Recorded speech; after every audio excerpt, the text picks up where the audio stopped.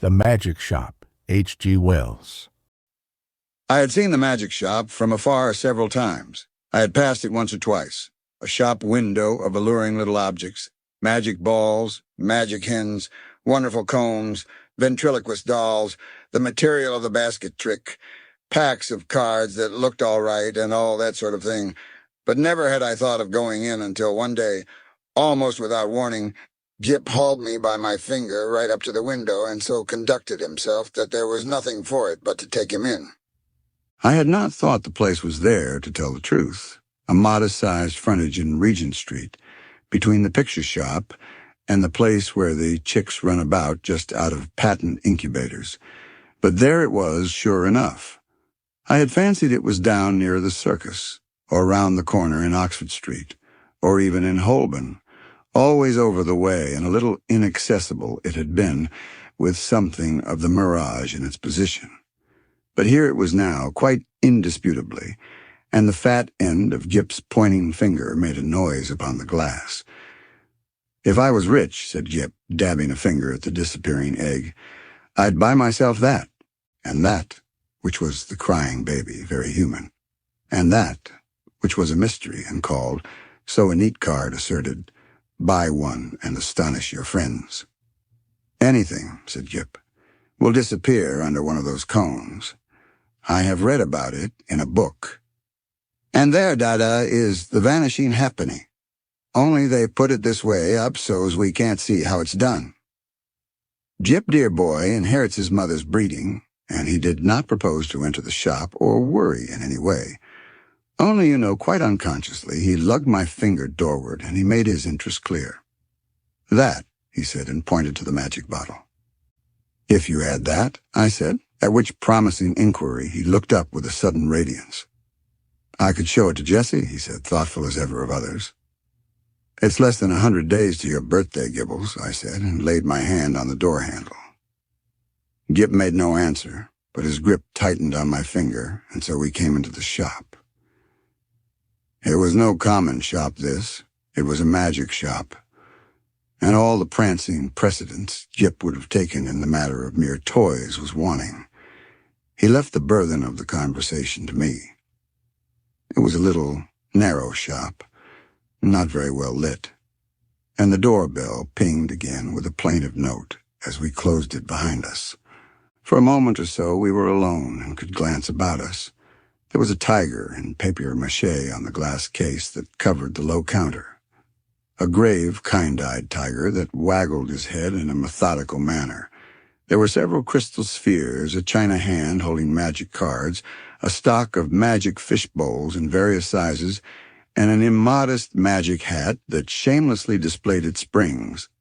On the floor were magic mirrors, one to draw you out long and thin, one to swell your head and vanish your legs, and one to make you short and fat like a draft. And while we were laughing at these, the shopman, as I suppose, came in. At any rate, there he was, behind the counter, a curious, sallow, dark man, with one ear larger than the other and a chin like the toe-cap of a boot. "What can we have the pleasure?" he said, spreading his long magic fingers on the glass case. And so, with a start, we were aware of him. "I want," I said, "to buy my little boy a few simple tricks." "Legerdemain?" he asked. "Mechanical? Domestic? Anything amusing?" said I. Said the shopman, and scratched his head for a moment as if thinking. Then, quite distinctly, he drew from his head a glass ball. "Something in this way," he said, and held it out. The action was unexpected. I had seen the trick done at entertainments endless times before, as part of the common stock of conjurers, but I had not expected it here. "That's good," I said with a laugh. "Isn't it?" said the shopman. Jip stretched out his disengaged hand to take this object and found merely a blank palm. "It's in your pocket," said the shopman. And there it was. "How much will that be?" I asked. "We make no charge for glass balls," said the shopman politely. "We get them." He picked one out of his elbow as he spoke. "Free." He produced another from the back of his neck and laid it beside its predecessor on the counter. Jip regarded his glass ball sagely, then directed a look of inquiry at the two on the counter, and finally brought his round-eyed scrutiny to the shopman, who smiled. "You may have those too," said the shopman. "And, if you don't mind, one from my mouth." So Jip counseled me mutely for a moment, and then, in a profound silence, put away the 4 balls, resumed my reassuring finger, and nerved himself for the next event. "We get all our smaller tricks in that way," the shopman remarked. I laughed in the manner of one who subscribes to a jest. "Instead of going to the wholesale shop," I said. "Of course, it's cheaper." "In a way," the shopman said, "though we pay in the end. But not so heavily as people suppose. Our larger tricks and our daily provisions and all the other things we want, we get out of that hat. And you know, sir, if you'll excuse my saying it, there isn't a wholesale shop, not for genuine magic goods, sir. I don't know if you noticed our inscription, the Genuine Magic Shop." He drew a business card from his cheek and handed it to me. "Genuine," he said with his finger on the word, and added, "There is absolutely no deception, sir." He seemed to be carrying out the joke pretty thoroughly, I thought. He turned to Jip with a smile of remarkable affability. You know, are the right sort of boy." I was surprised at his knowing that because, in the interest of discipline, we keep it rather a secret even at home. But Jip received it in unflinching silence, keeping a steadfast eye on him. "It's only the right sort of boy gets through that doorway." And as if by way of illustration, there came a rattling at the door, and a squeaking little voice could be faintly heard. "Nah, I want to go in there, Dada. I want to go in there. Nah." And then the accents of a downtrodden parent, urging consolations and propitiations. "It's locked, Edward," he said. "But it isn't," said I. "It is, sir," said the shopman. "Always for that sort of child." And as he spoke, we had a glimpse of the other youngster, a little white face, pallid from sweet-eating and oversapid food, and distorted by evil passions, a ruthless little egotist, pawing at the enchanted pain. "It's no good, sir," said the shopman as I moved, with my natural helpfulness, doorward, and presently the spoilt child was carried off howling. "How do you manage that?" I said, breathing a little more freely. "Magic," said the shopman with a careless wave of the hand, and behold, sparks of colored fire flew out of his fingers and vanished into the shadows of the shop.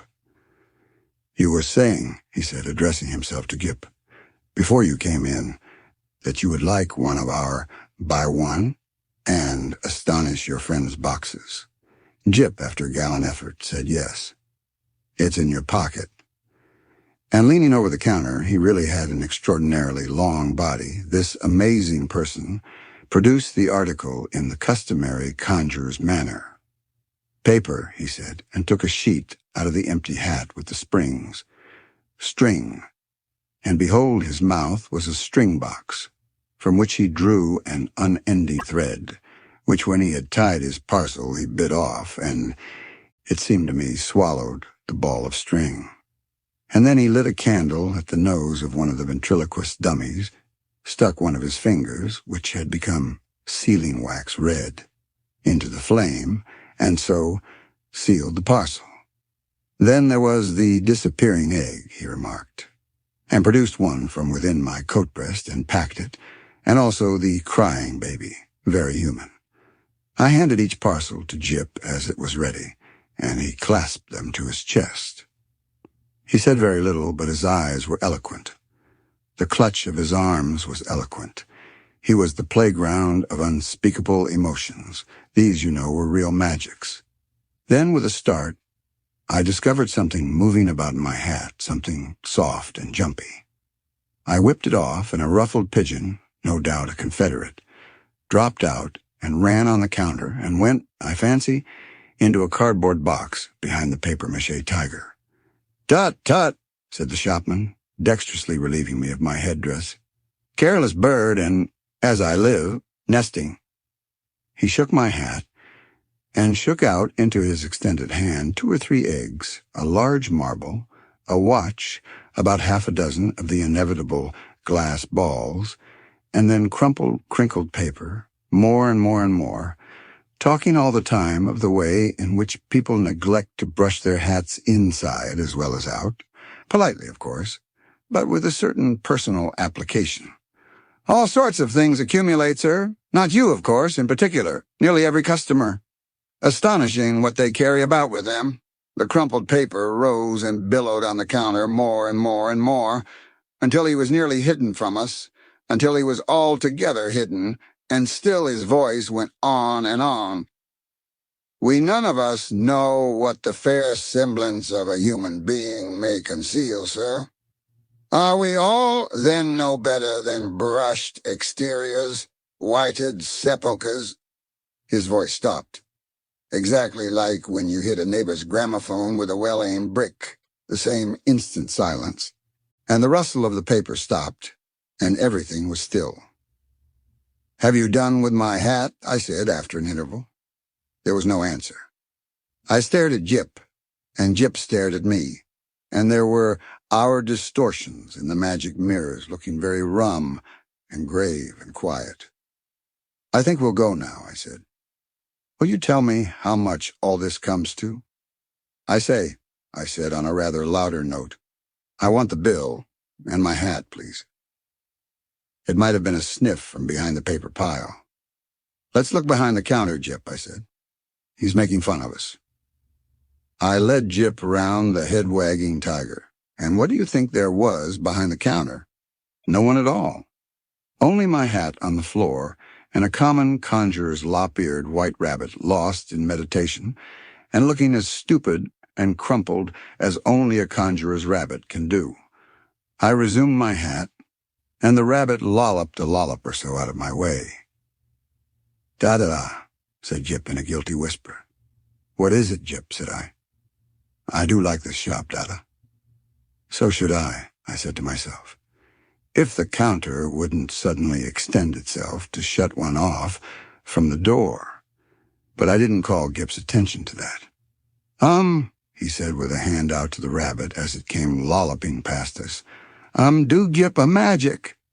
And his eyes followed it as it squeezed through a door I had certainly not remarked a moment before.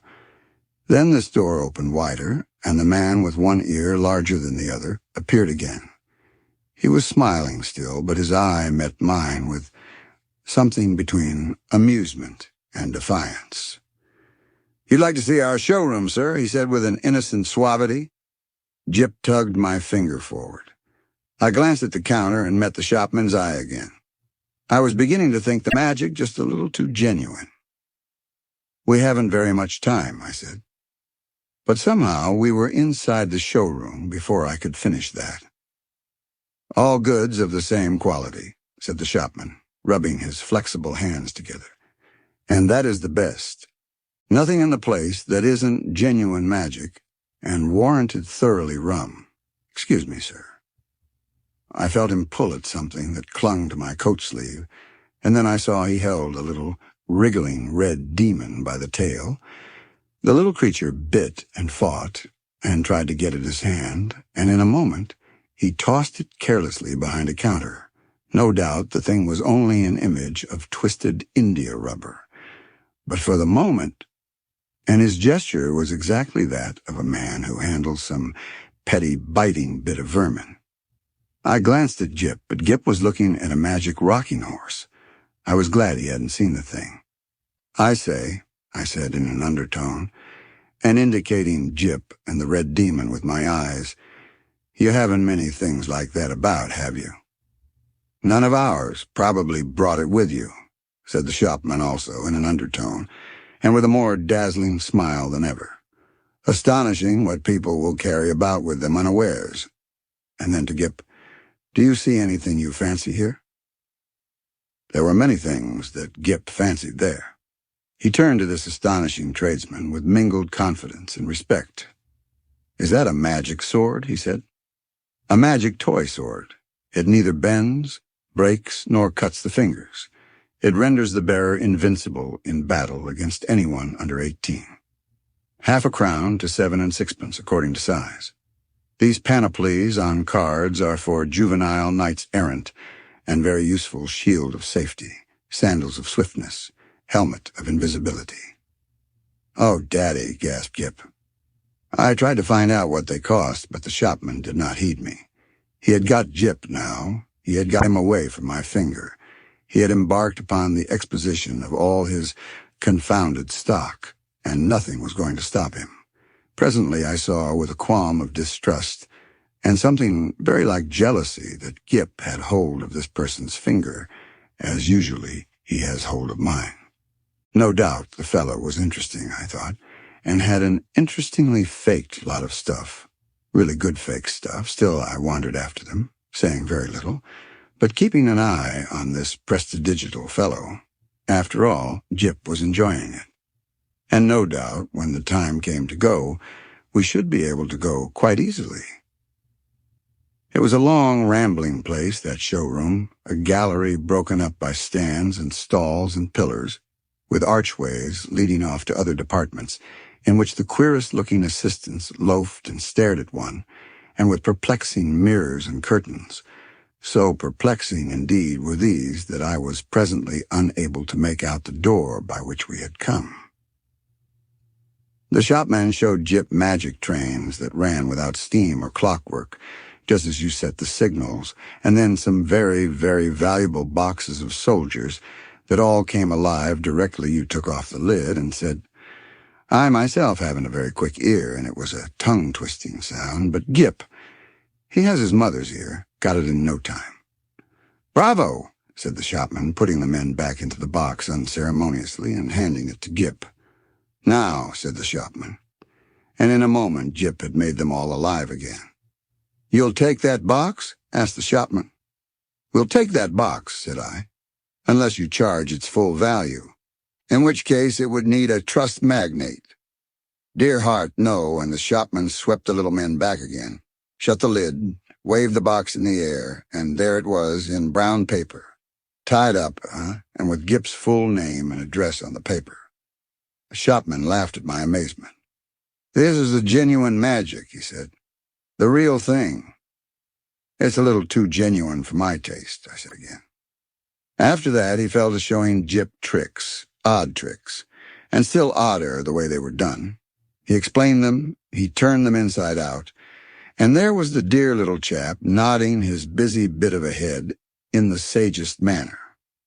I did not attend as well as I might. "Hey, presto," said the magic shopman, and then would come the clear, small hey, presto of the boy. But I was distracted by other things. It was being borne in upon me just how tremendously rum this place was. It was, so to speak, inundated by a sense of rumness. There was something a little rum about the fixtures even, about the ceiling, about the floor, about the casually distributed chairs. I had a queer feeling that whenever I wasn't looking at them straight, they went askew, and moved about, and played a noiseless puss-in-the-corner behind my back. And the corners had a serpentine design with masks altogether too expressive for a proper plaster.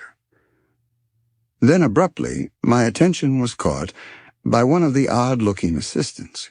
He was some way off and evidently unaware of my presence. I saw a sort of three-quarter length of him over a pile of toys and through an arch, and he was leaning against a pillar in an idle sort of way, doing the most horrid things with his features. The particular horrid thing he did was with his nose. He did it just as though he was idle and wanted to amuse himself.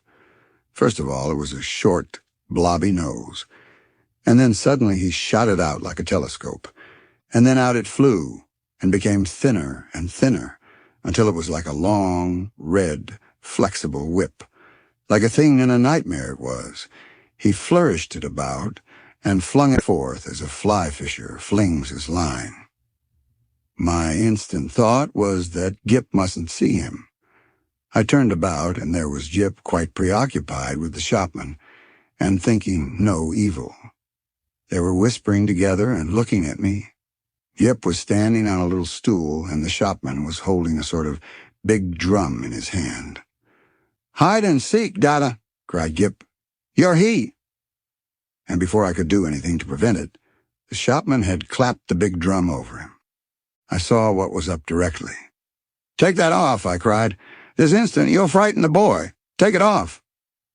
The shopman with the unequal ears did so without a word, and held the big cylinder towards me to show its emptiness. And the little stool was vacant. In that instant my boy had utterly disappeared. You know, perhaps, that sinister something that comes like a hand out of the unseen and grips your heart about.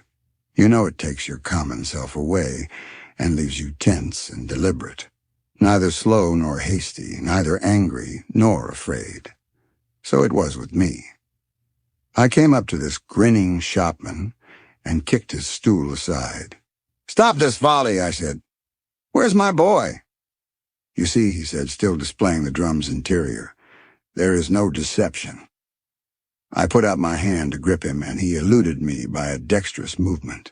I snatched again, and he turned from me and pushed open a door to escape. "Stop," I said, and he laughed, receding. I leapt after him into utter darkness. Thud. "Lord bless my heart, I didn't see you coming, sir." I was in Regent Street, and I had collided with a decent-looking working man. And a yard away, perhaps, and looking a little perplexed with himself, was Jip. There was some sort of apology, and then Jip had turned and come to me with a bright little smile, as though for a moment he had missed me. And he was carrying 4 parcels in his arm. He secured immediate possession of my finger. For the second I was rather at a loss. I stared round to see the door of the magic shop, and behold, it was not there. There was no door, no shop, nothing, only the common pilaster between the shop where they sell pictures and the window with the chicks.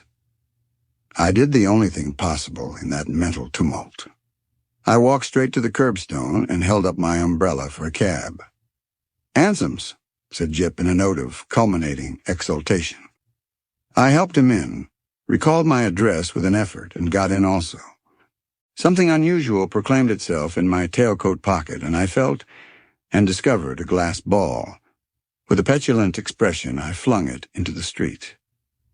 Jip said nothing. For a space, neither of us spoke. "Dada," said Jip at last. "That was a proper shop." I came round with that to the problem of just how the whole thing had seemed to him.